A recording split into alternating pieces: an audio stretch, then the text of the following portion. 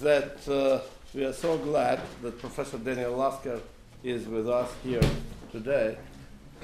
You probably don't know that you just fulfilled our dream.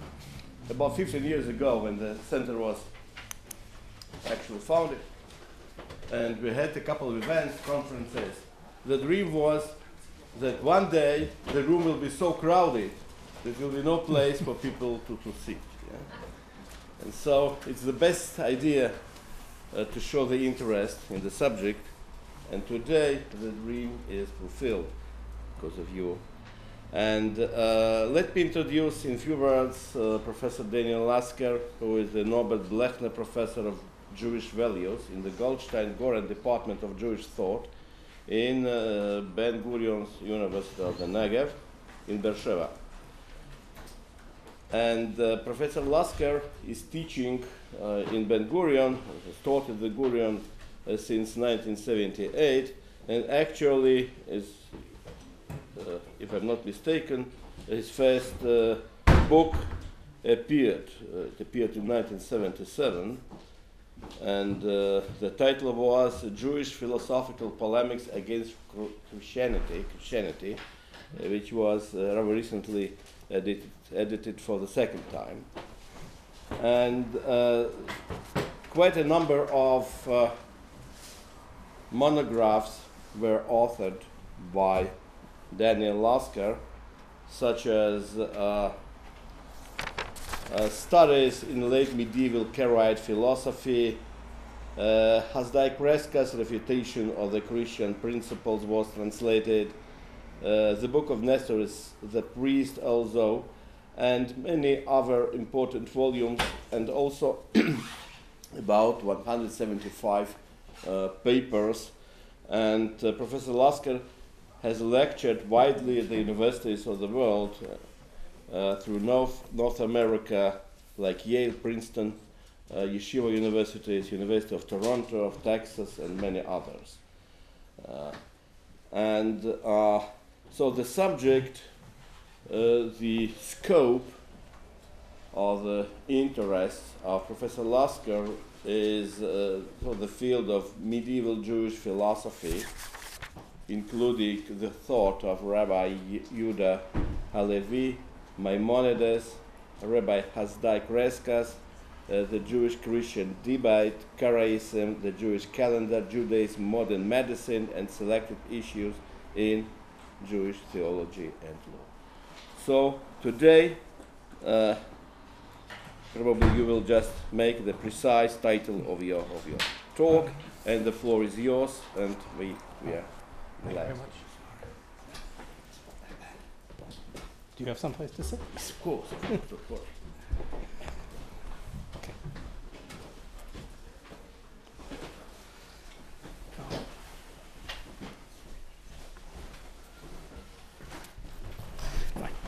Thank you very much. It's a pleasure to be here in Riga. It's a pleasure to be here at the University of Latvia and the Jewish Studies program. I want to thank Professor Ferber for inviting me here. And he said I should explain the title. I had suggested a number of different subjects, but I think because of his own interest in physics, he was interested in hearing about Jewish views of creation, medieval Jewish views of creation. I didn't realize that I'd be competing with the International Conference on Atomic Energy Theory that's being at the same time. And of course, one has to remember that the medieval discussions have very little to do with present reality. And in fact, I taught a course this past semester at Ben Gurion University on the medieval views, the problem of creation in medieval Jewish philosophy. And I had to warn the students at the very beginning, if they wanted to know about the origins of the world, this was not the correct place to be. That only in the last few hundred years has the question of the origin of the world been taken out of the departments of philosophy and into the departments of physics, and of course biology is very important for these issues as well. And even my field, Jewish philosophy, or medieval Jewish philosophy, there are people who would claim that it's a field doesn't exist because if philosophy is considered a universal set of principles or beliefs or or methodology, then there shouldn't be a specific Jewish philosophy, just as people claim there's no Jewish mathematics or Jewish logic or Jewish physics. Now, there are other people who disagree with that and say that's not really true. There is Jewish mathematics. It's called geometria, the mathematical equivalence of the words, the numerical values of letters. Or Jewish logic. Some people say the first rule in Jewish logic is, if P, why not Q? And then there's what I consider Jewish physics. Is the first rule of Jewish physics is the amount of time it takes to get ready for the Sabbath on Friday afternoon is the amount of time one has plus 5 minutes. And it doesn't matter whether it's in the summer here when Shabbat starts at 9:30, 10 o'clock, or it's in the winter here and it starts at whatever time you have is how much time it takes, plus 5 minutes. So the medieval philosophers approached the question of what is the origin of the world? Can we prove that the world was created? Or was there some other view which was the correct view? And these discussions from the time of the Greeks until the 18th century, the late 18th century, was considered a philosophical question. And then the end of the 18th century, a few hundred miles down the coast, 100 kilometers down the coast in Königsberg, you had a philosopher called Immanuel Kant, who showed that it's not a philosophical issue. Just as the question of the existence of God can't be proved or disproved, or the issue of freedom of human activities, what we call free will, can't be proven or disproved philosophically. The same thing, creation could not be proven philosophically. Eternity of the world also could not be proven philosophically. So basically the question left departments of philosophy were no longer of much interest to people who did theology. They're still of interest, the origin of the world, the meaning of the world, but to try to prove creation was something which was now no longer really possible. So why does one study it?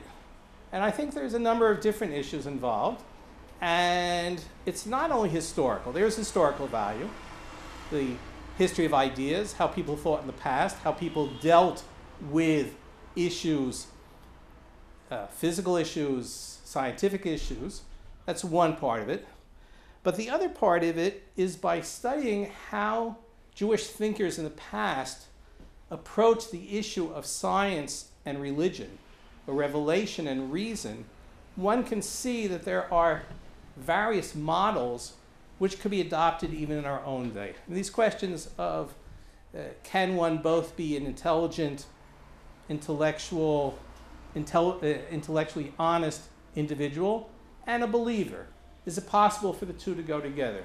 These are issues which are not the result of the Enlightenment. They're not the result of Hegel. They're not the result of 20th century developments.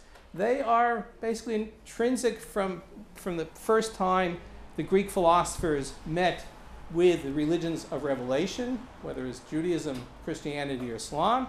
The issue which was raised is, can I be both honest to my intellect and can I be honest to my religion? Can I accept revelation, or am I bound by intellect or religion, or can I combine them? So for instance, I don't know how the issues are here in Latvia. I know in the United States a big issue is what's called creationism, that there are many people who'd like the schools to teach not only Darwin's view, not only the view of Big Bang, but also the view that the world was created by a designing creator, a God who, well, when they goes into public school, they won't say God, but they'll say that the world shows enough indications of a designing force to indicate that the world was really created. So the question is, do Jews have to be loyal Jews, to be believing Jews, have also to buy into this attitude?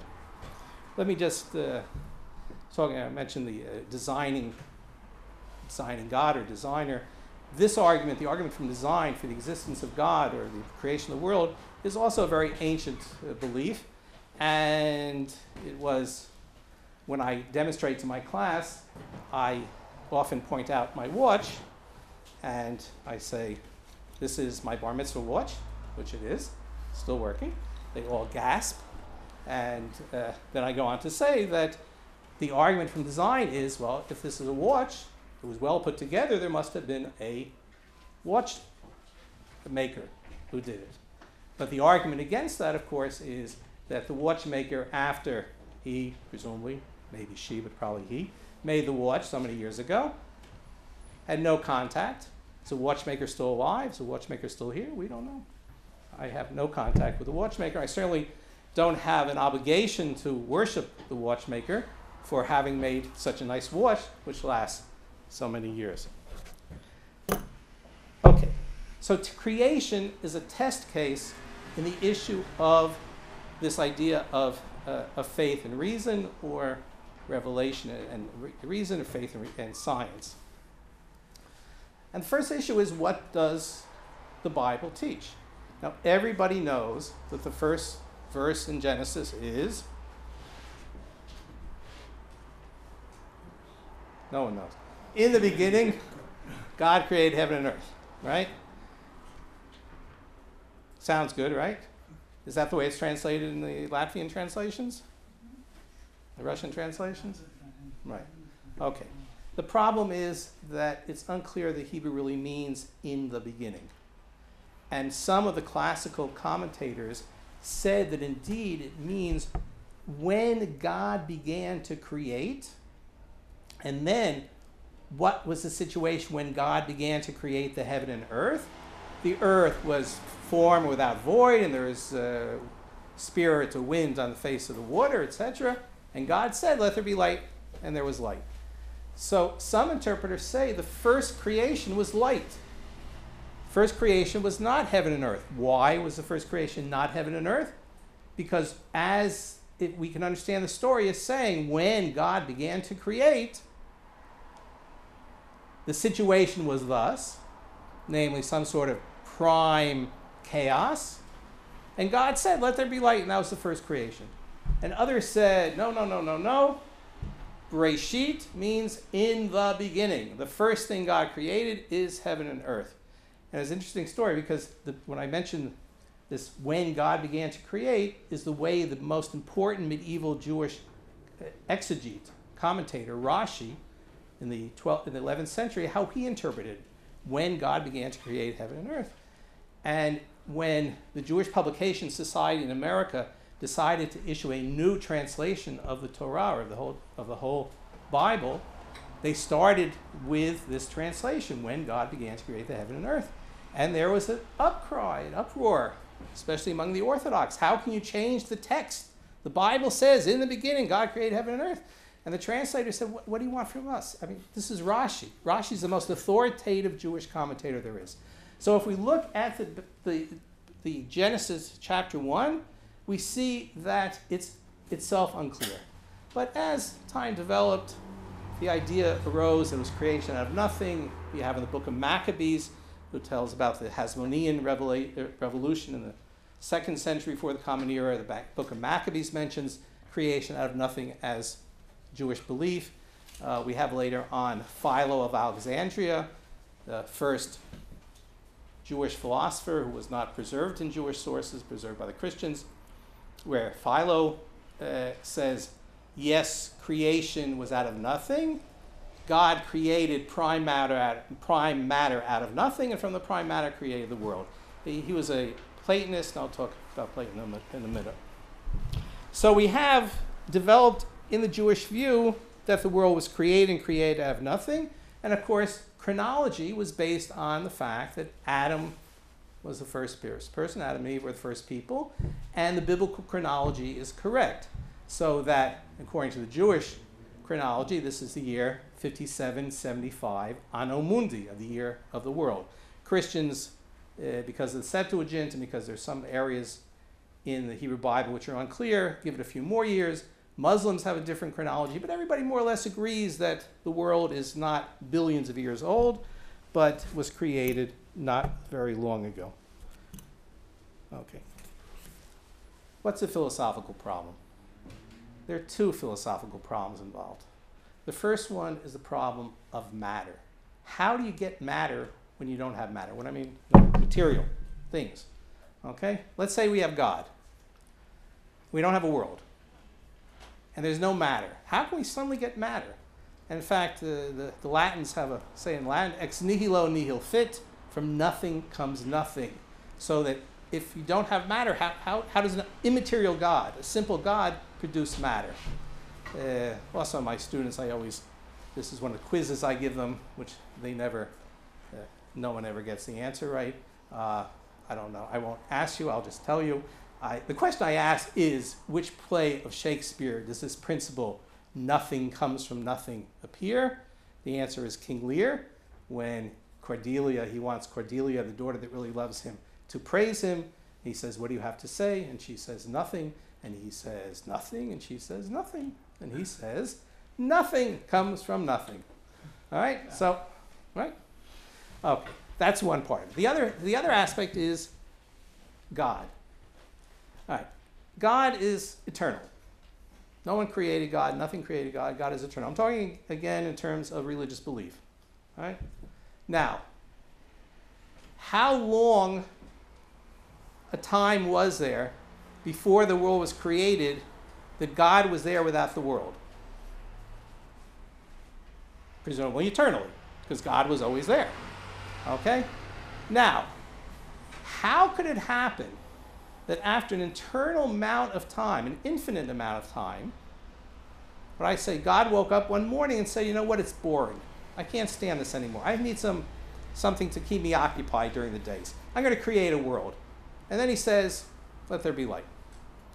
And if we take the view that matter could not come from no matter, nothing comes from nothing, and we say, okay, there's prime matter, so there's an eternal God, and there's eternal prime matter, and one day, God gets up and says, I have to clean my room.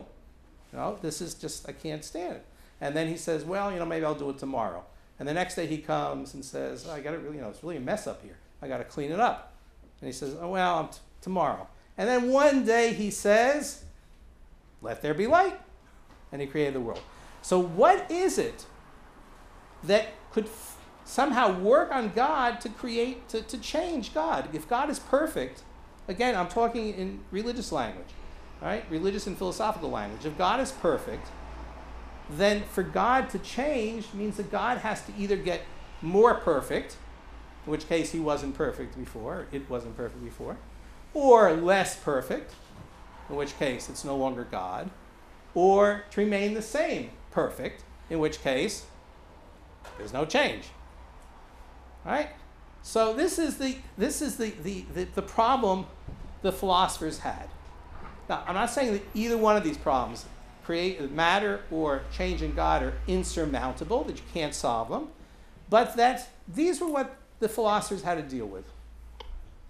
Now, one philosopher, a Greek philosopher called Plotinus, the 3rd century, came up with the idea of emanation. What does emanation mean? That God, through God's body, or God doesn't have a body, but God flows out. Sort of like he gave 2 examples. One is the sun with the rays of the sun. The sun can emanate rays, which are sun-like. The farther away they get from the sun, the less sun-like they are. Or, if you take example of a mayan, a fountain, source, a source of a well or a source of water. Okay, there the water coming out of it is pure and clean.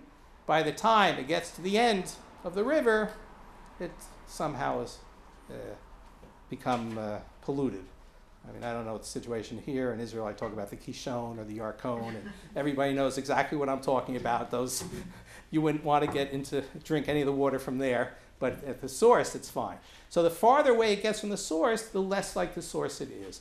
Or there's even an example of someone who's on the skyscraper or a high-rise apartment building, flats, in his bathtub, and the bathtub overflows, and the water slowly goes from the top to the bottom.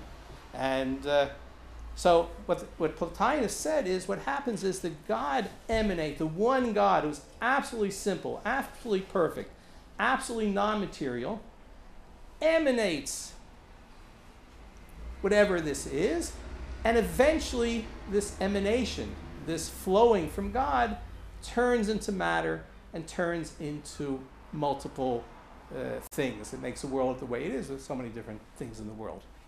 So Plotinus offered this as a solution. It's not a perfect solution, among other reasons, because it doesn't really explain how it went the final step from non-matter into matter. And again, I also ask my students, and again, invariably don't know, so I will, again, not say who knows, but I'll just tell you that in the history of philosophy, there are two solutions to the two classical solutions to this problem of how from an immaterial God comes matter. One is the solution of Spinoza, which is God is material. There's no problem with a material world coming from an immaterial God because God is matter. And the other solution is George Berkeley, which is the world is not matter. There's no matter in the world. These are just ideas, nothing real. So if I hit this hard enough, I'll get the idea that it hurts me. All right? But it's not really existing. Okay?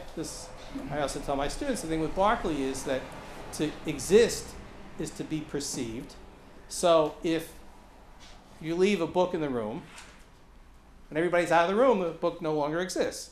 You come back looking for the book, according to Berkeley, maybe the book just didn't come back to being existing. It didn't necessarily have to be stolen by anybody. It just wasn't there anymore.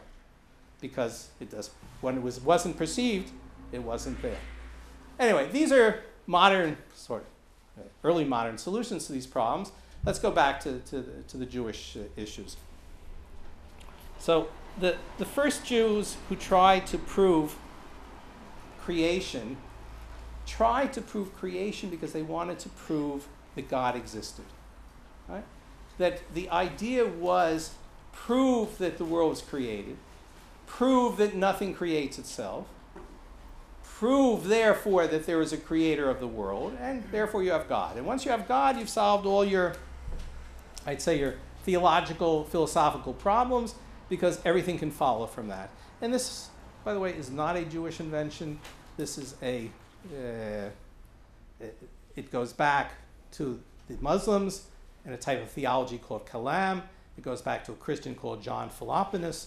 This is a long historic history that Jews bought into it. We've been walking around, thank my guide very much, my excellent guide, Danny Gurvich, who was showing me Riga and other areas and looking, among other things, at synagogue architect. And he says, oh, this is influenced by Christians, this is influenced this.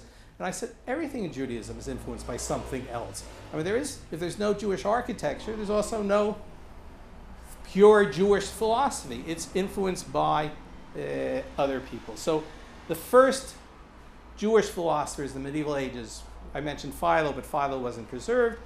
The ones who were part of the Jewish tradition, 9th century thinker named Dawud al-Muqammas, most people haven't heard of, not very important. But the one that everybody's heard, many people have heard of, is Sa'adya Gaon in the 10th century. He was the head of the academy in Baghdad, and I dare say from the 10th century until the 18th century, when anybody in Judaism said the Gaon, they referred to Sa'adya. The 18th century, the Gaon turned into Elijah, the Gaon of Vilna. So nowadays you talk about a Gaon, people think of someone else. Or in Israel, they think of Yoram Gaon or one of the fast Gaon family. Okay. So what Sa'adya says is that we have to prove existence of God through creation. Okay, how do we do this? Well, he uses, I said, arguments which are well known in the Kalam. One is from accidents. What is accidents? Accidents are like traffic accidents. Accidents are properties of physical items. Every physical item has properties. Let's say this table, for instance, has the property it's brown. If I were to come in and paint it red, it would be a red table, but it'd still be a table. And if I moved it to a different room, it'd still be a table. So these are accidents that everything has. We all have accidents. These are characteristics. None of these characteristics are eternal, and they're always changing. Therefore, everything in the world is always changing. Therefore, everything in the world must have been created. And if you say, well, maybe there's an infinite chain of accidents and created accidents and new accidents and changing characteristics, the answer would be, with Aristotle, an infinite is impossible. Aristotle's only answers, I won't go into it. Okay, so that was one strategy. The other one is to say the world is limited. Now, of course, again, forget about everything we know today about the expanding world and the world keeps on going and whatever. They thought the world was limited. The spheres, the Earth was in the center and circles around it of spheres until we got to the end of the world, beyond which is nothing. That's the world. The whole universe is in that one almighty, albeit big structure, but that's all exists as a limited physical universe. So if it's limited physically, it can't last forever. If it can't last forever, it means it will be destroyed. And if it will be destroyed, then it had to have had a beginning. Because if it had no beginning, it already had lasted infinite amount of time without being destroyed. Okay, I don't want to go. My students at this time, this is about the point where the students glass over and the arguments get a little bit too. So I try not to get them too technical. But since the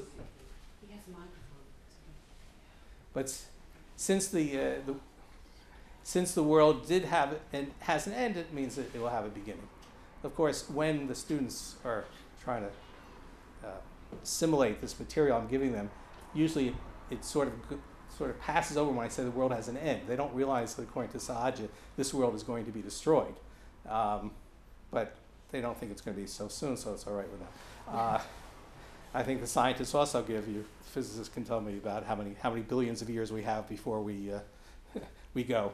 But actually, Sahaja did believe that the world would end with a new world. The world to come in the Jewish tradition was a world which would succeed this world and would be a new and better world, at least for those people who observe God's will during this world. People who didn't observe what God wanted them to do in this world, it will not be a better world in the world to come. It'll be significantly worse than this world. Okay. By adopting this view that God exists because God is a creator, every other part of Jewish theology could be explained. Why are there commandments? Because God wants good things for the people he created. Why giving commandments is good for them? Well, some of them is for the benefits of society. Reason tells us we have to do them. Others are to accumulate points that could be used in the future to get reward. Why didn't God create people immediately to reward rather than creating them having to fulfill commandments before they get the reward? Because according to Sahaja, people don't like getting things for free. People don't like getting benefits they don't work for. As I explained to my students again, if I announced that I'm teaching a course where there are no requirements, no exams, no papers, no reading, no attendance necessary, and everybody will get an A, obviously no one in the university would ever sign up for a course like that because they would not want to get a benefit without having worked for it. They don't necessarily agree with me that that's what would happen. Okay, so afterlife. Creator God can cause reward after the life is over. Resurrection of the dead. If God can create the world out of nothing, certainly God can recreate our bodies out of whatever remains. And he thought that at least some little part of each body did remain afterwards. Messiah, redemption. All these things, a creator God, a creator God whose omnipotence has no limit to his power, could do. And therefore, everything revolves around the idea of creation. And as I said, this is an idea which Jews adopted from the Muslims of this group called the Kalam. There were Jewish Neoplatonists, those who followed Plotinus. I don't want to get into them. One of them, Shlomo ibn Virol, a very important poet.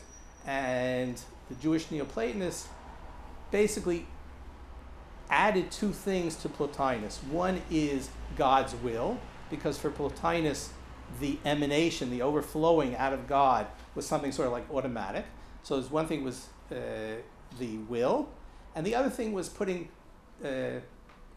matter at a very high stage in the development. So instead of saying it's at the very end, they said it's the very beginning. Let me give a few other models. And by the way, if there are any questions in the middle, or you want to wait till the end, I'll leave time. One model is Judah Halevi. Judah Halevi was in the 12th century. I mentioned Saadia Gaon was in the 10th century. Judah Halevi was in the 12th century. He wrote a book, a very popular book of Jewish thought called the Kuzari, based on the presumably true story of the conversions of the Central Asian. You have a. Yeah, it's there. Oh. This is Russian translation. Russian done translation. from the Hebrew translation. Done from the Hebrew. I hope from Ibn Tibon at least. There is a new Hebrew translation coming out. Fortunately, hopefully no. Anyway, so Judah Halevi says this idea of proving God on the basis of creation really doesn't work. That he believed in creation, but this is not why Jews should believe in God. This is not why Jews should worship God. Jews worship God because God provided benefits for the Jewish people. What benefits? Taking out of Egypt, the miracles in the desert, the falling of the manna every day, the 10 Commandments, the commandments that God gave. These are all historically accurate events. How does he know? Because there are 600,000 witnesses who saw it, and they handed it down to their descendants, and to their descendants, to their descendants, and these witnesses prove the truth of the historical events, and that proves the truth of Judaism. Now, this argument is somewhat circular, because how do we know there are 600,000 witnesses? Because the Torah tells us there are 600,000 witnesses. And how do we know the Torah is accurate when it tells us how many witnesses there were? Because there are 600,000 witnesses. And how do we know that? Because the Torah tells us. And how do we know the Torah is true? Because of the witnesses. Okay, but leaving that aside for a minute, what he said is, if you ask Jews around the world what year it is, how long has the world been created, they'll all give you the same answer, which at the time he placed it was 4,500. We're now in 5775, so we're talking about 1,300 years ago. All right? And he says, not only that, but everyone around the world uses a week of 7 days. Everyone around the world uses base 10 for their arithmetic, for their mathematics. Okay, this is presumably not really true, but this is the argument.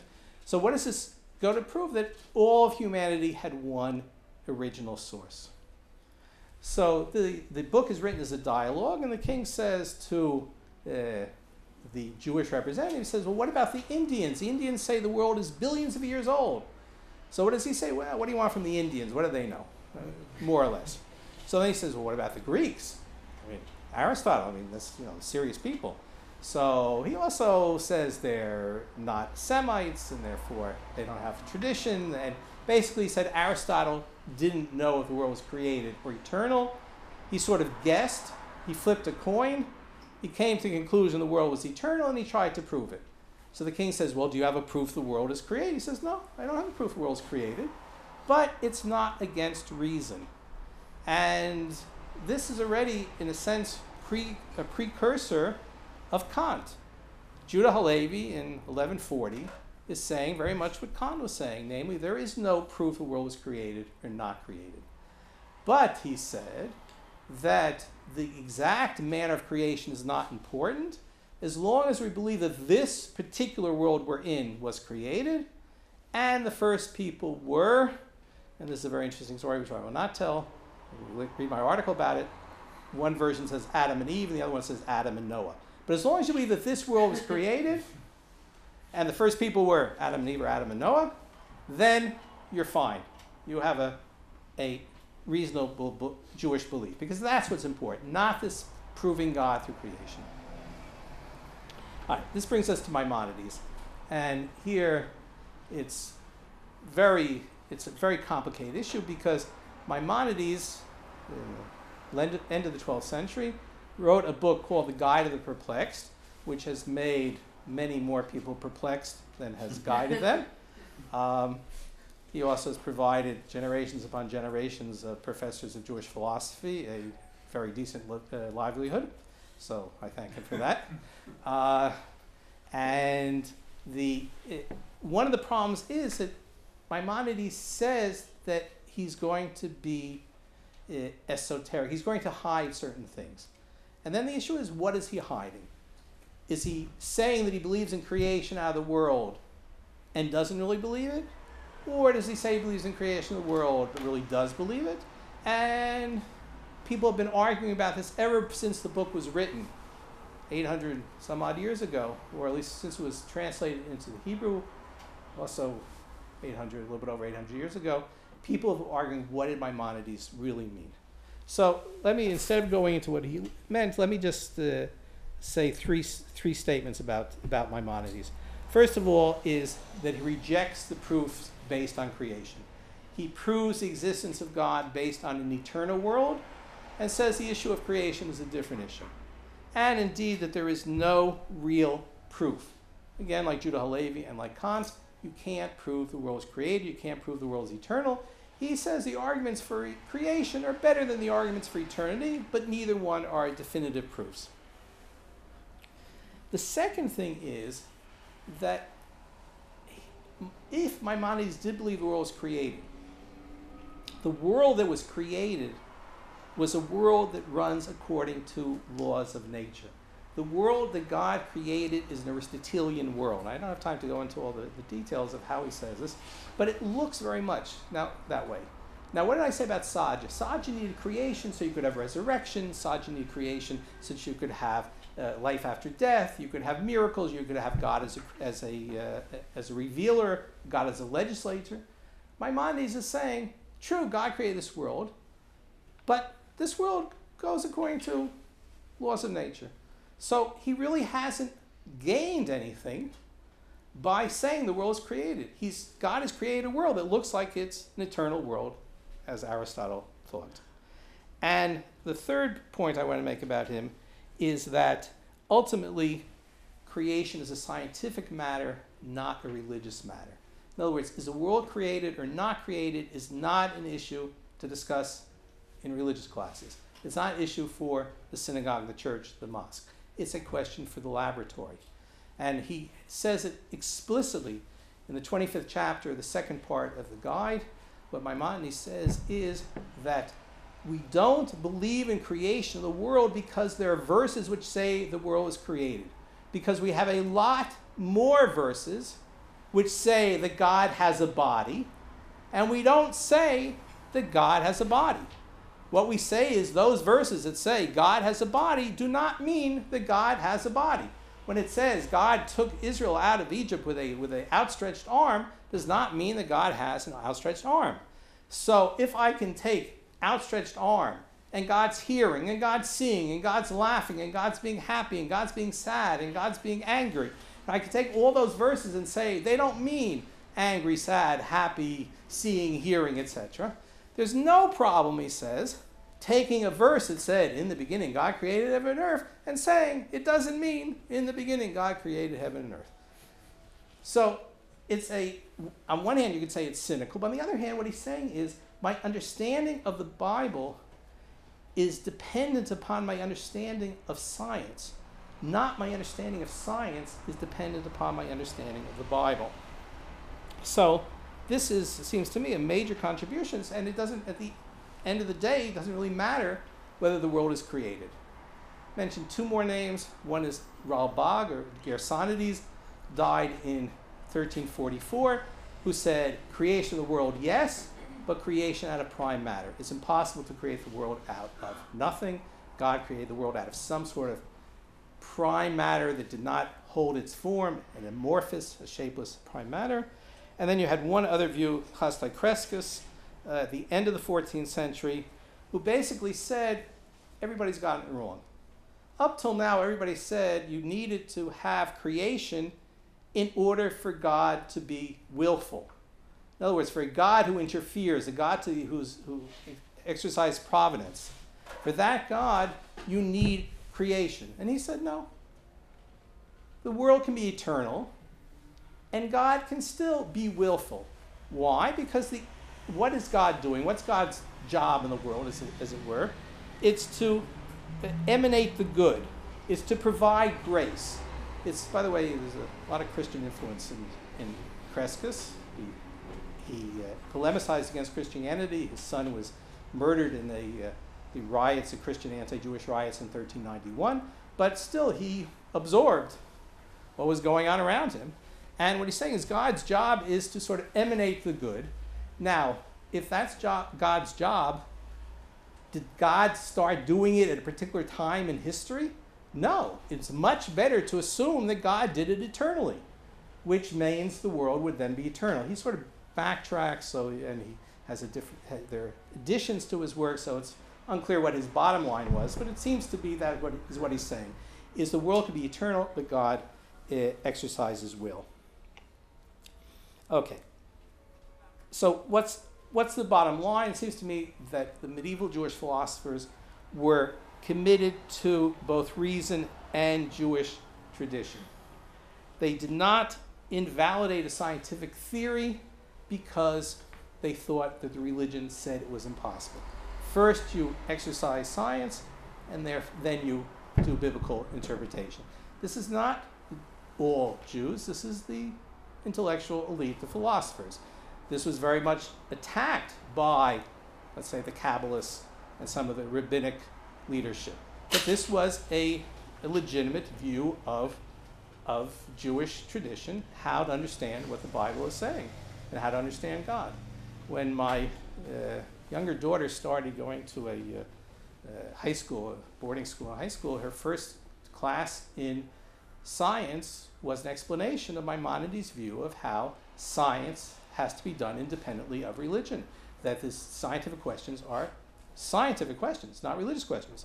And I said, great, that's wonderful. Does that mean they teach evolution in the school? And she said, no, the parents object. All right? So this is not a view which is universal among all Jews, especially traditional Jews.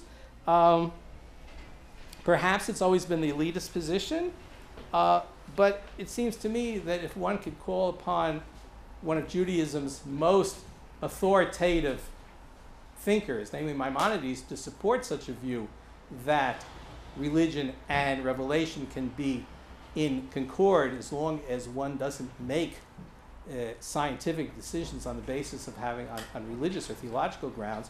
So I think that this seems to me to be a view which is certainly legitimate among Jews even to this day, and I think it's one of the reasons why studying the medieval philosophy, even though the physics are wrong, but the theology might have something to recommend it. Anyway, thank you very much, and I'll be happy to.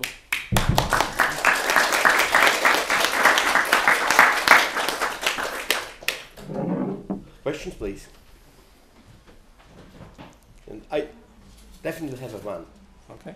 I have a bit different impression from the book, The Guide, Perplexed, about the creation of time. If you remember, and I'm sure you remember pretty well, the discussion with the three sages of Talmud about the creation of time. The time was not created. You remember the creation that since it was there was evening and there was morning. That's why it shows that the time existed before creation. And here Rambam definitely disproves it, telling that this can't be true, since it leads you to Aristotle, who is completely untrue, since to think that time existed eternally, it's against Judaism, and you should reject it completely. And if I am sort of telling something about the sort of the creation and the views of Rambam, I'm stressing that creation means creation of time. Right. So what do you think about that? Okay, so first of all, you're absolutely correct that Maimonides stresses that time was created because time is dependent upon things and motion, and without things in motion, you don't have time. So therefore, when I said hopefully you understood that it was somewhat not seriously that God would get up every morning and say, what am I going to do with myself? How about I create the world? I'm bored. That there wasn't, God didn't exist in eternity or for eternal or before creation, because you can't use the word before when talking about creation, because without time there's no before. It wasn't exist. God didn't exist for an infinite amount of time because there was no time. So for Maimonides, time was created, or at least Maimonides says that's the view of the view of the Torah is that the world was created from nothing, and what was also created was time. Then, after going through all the discussion, and in that chapter I mentioned, part 25 of chapter 25 of part 2, when Maimonides actually says there that Plato's view is an acceptable view because it allows for change in God's will, but that there's no reason to adopt it, and there's also the idea that our understanding of the Torah is dependent upon our scientific knowledge. Then in chapter 26, he mentions exactly what you mentioned, the Midrash, both the Midrash that seems to indicate there is prime matter, that God created the heavens from took his cloak and spread it out of the heavens. He created the earth by using this snow that was under the seat of his throne. And that sounds very much like prime matter. And then he brings the next Midrash, which was the issue of there was evening, there was morning. It proves that there was an order of times before then. So in both of them, he says, basically, I don't know what they're talking about. I don't know. The only thing that we learn from this really is that the matter of the heavens is different than the matter of what they call the sublunar world, our world, the earth. Or the four elements, everybody knows the four medieval elements. The fifth element of the spheres is different. Now, if I were a suspicious type, and some of my colleagues are, in fact, one of them has said, you know what is Maimonides doing in chapter 26? He is telling us that what he said in chapter 25, that Plato's view is acceptable, but you don't really need it. He's then in chapter 26 saying, you know what? The rabbis said Plato's view, namely prime matter and pre-existing time. And therefore, one of the views of what Maimonides' true view is of creation is that the world was created out of prime matter. And it's really a very interesting question, because there are thousands of midrashim, many of which cause theological problems. Maimonides chose which midrashim to adduce, not on the basis of anybody said, oh, explain this to me. He wasn't in a public lecture and during question time, oh, what about Genesis Rabbah, whatever, where it says such and such. He chose what midrashim to adduce. So, as I said, one could perhaps see in that he did quote these midrashim sort of as a hint to what might be his true view. But again, there's no proof of it.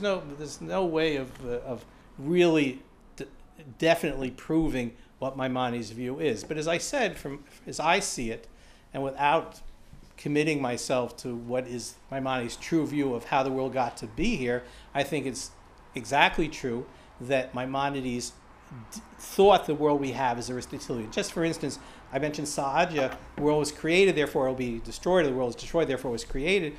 And that's a good Aristotelian principle, that anything that came into being will pass out of being. Maimonides and Gersonides afterwards said the world was brought into being but won't be destroyed, despite the fact that one would expect that from the Aristotelian principles. So that this idea that the world is eternal in the future, if not in the past, and as I mentioned, the fact that it's unchanging, the world, the laws of nature, this raises the issue of miracles. Maimonides was very uncomfortable with miracles, to put it mildly.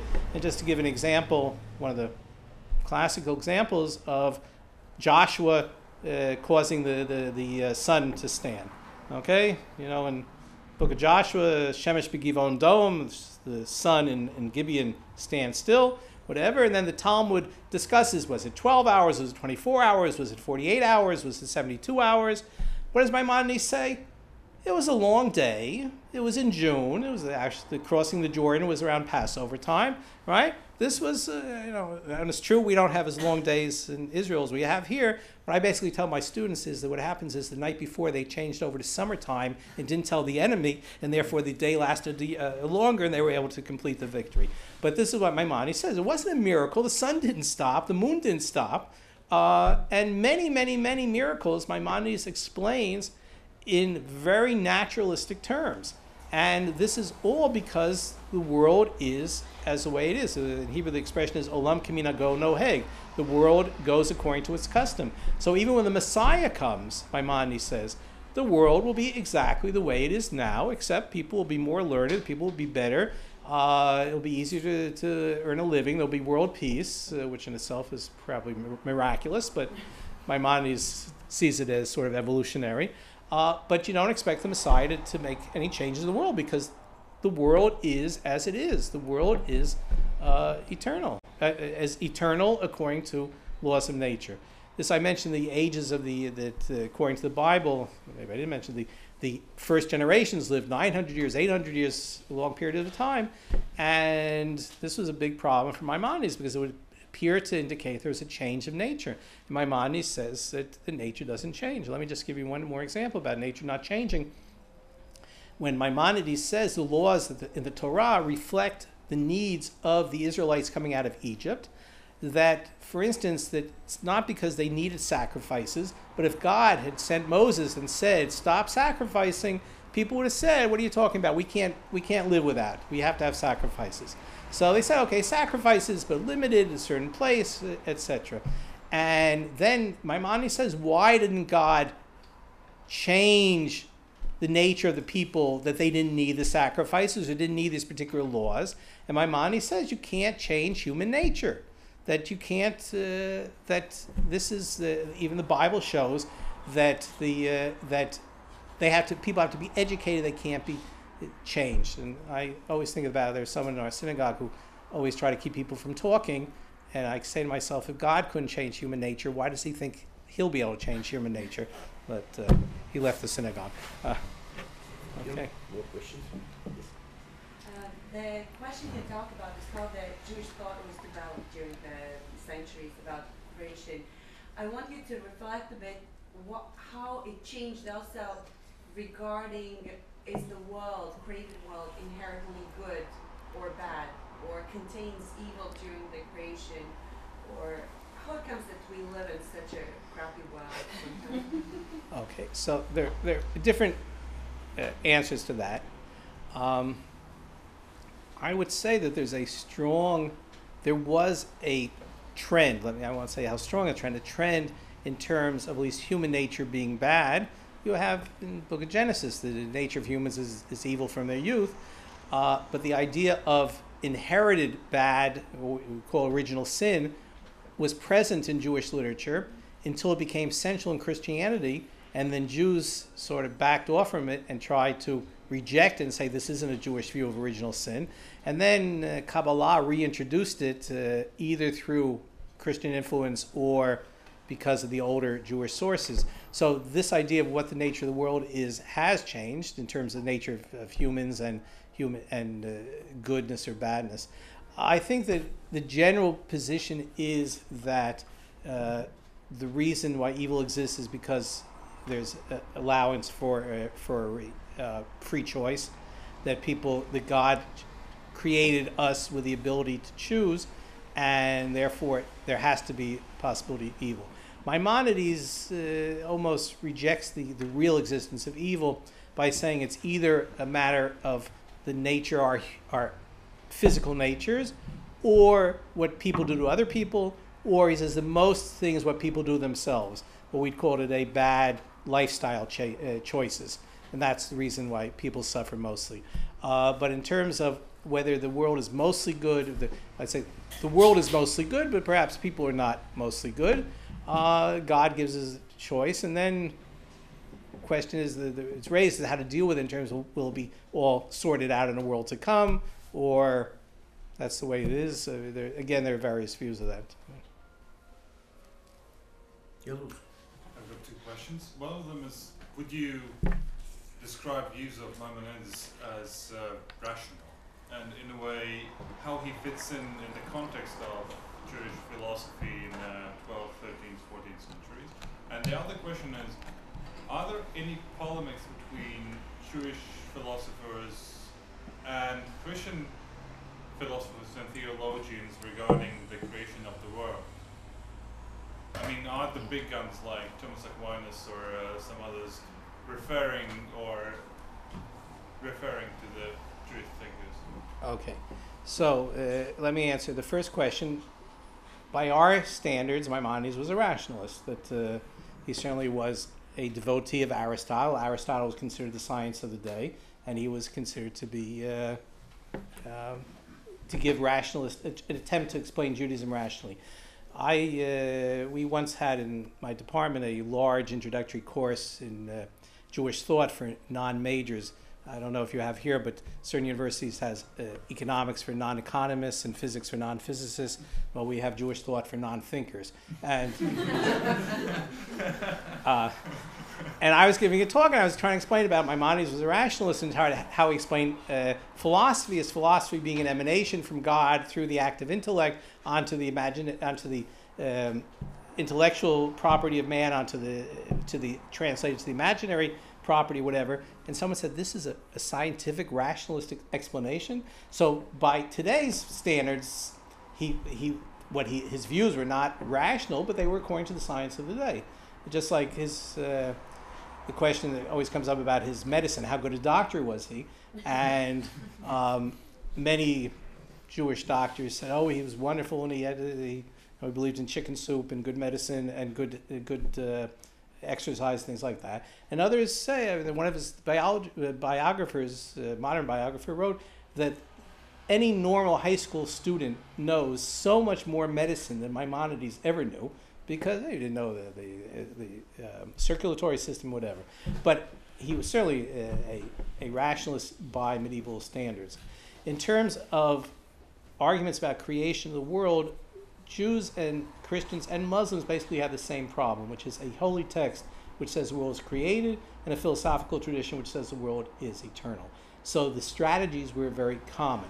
In terms of Thomas, like Crescas mentioned, believed in the possibility of eternal world, of eternal creation. So it's possible that Crescas was influenced by Thomas. Thomas was influenced by Maimonides, but not necessarily on this point about creation. In terms of the polemics between Jews and Christians, creation comes up when certain Christians would argue that if you Jews believe in impossible things like creation of the world out of nothing, resurrection of the dead, God revealing a holy book, etc., why don't you believe in other impossible things, like there's a triune God, one person of whom becomes incarnated in a human being, that the body of Jesus is present in every altar during transubstantiation, etc. So the creation was raised as sort of like, why do you Jews, why will you accept one impossible thing and not these other impossible things? To which the Jewish answer is that creation, though not possible, is not impossible. In other words, we can't prove the creation happened, but we can't prove that creation is impossible. We can prove the Christian belief, such as God becoming incarnate, is an impossible belief. Yeah. Please, no questions. Yes? You've dedicated most of your life to studying this Jewish thought, and I'm just wondering what led you to that? Like, why did you start studying it? And you've been teaching it for like 30 years? And what's your heart behind it? Like, what is your motivation? Why are you teaching it? Well, I would say, first of all, I find it interesting. And often when I tell people what I do, they say, oh, that sounds so interesting. And then I tell them how my students react. And it's not always the same. But I try to get across to students.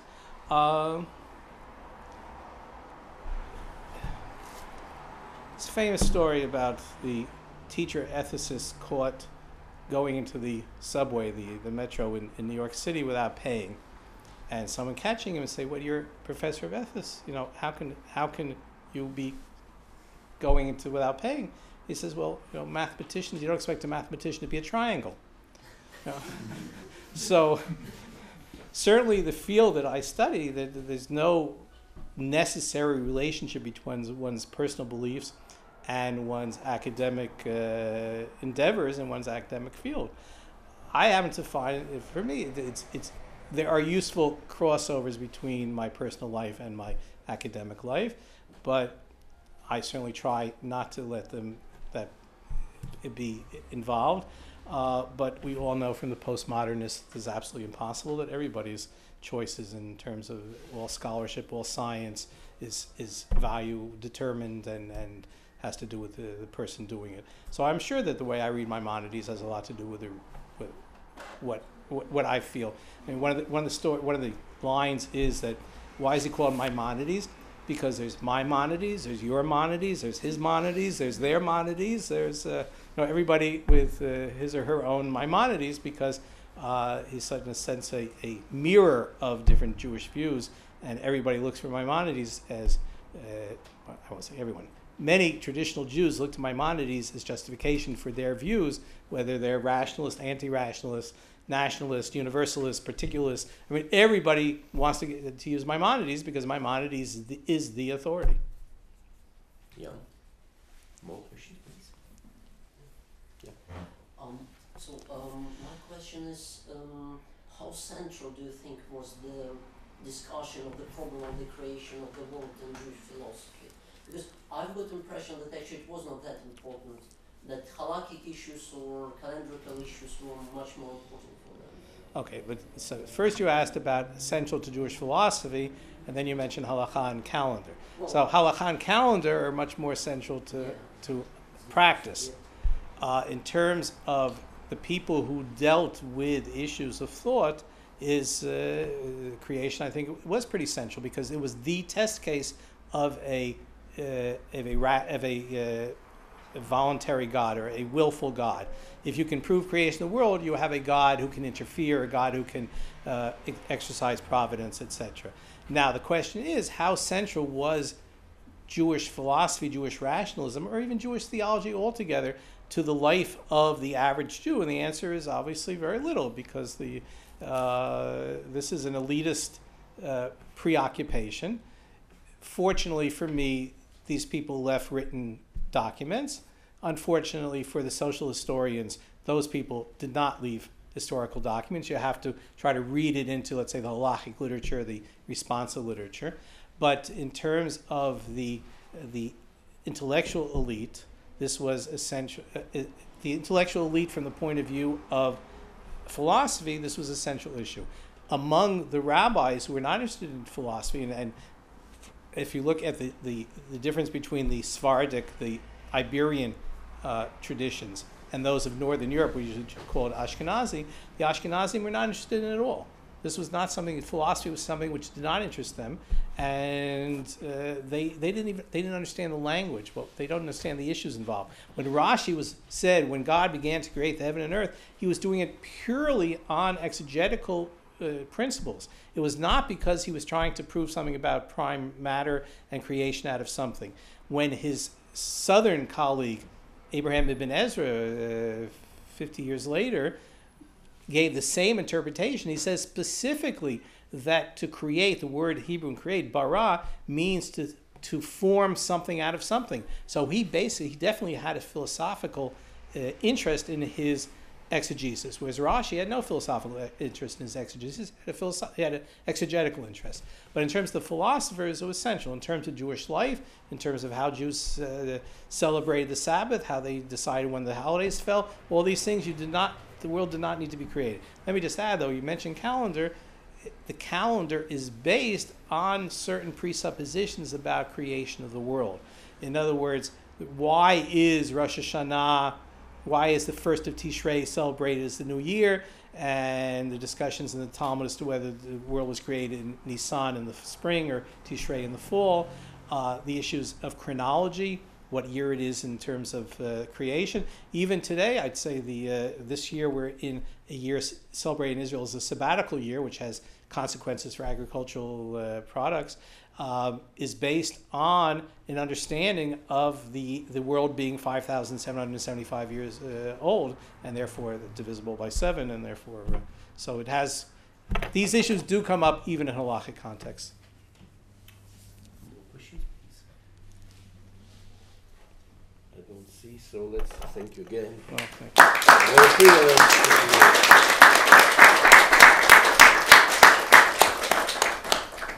Have a nice staying here in Riga. Well, thank you very much. Thank Thank you for Come inviting again.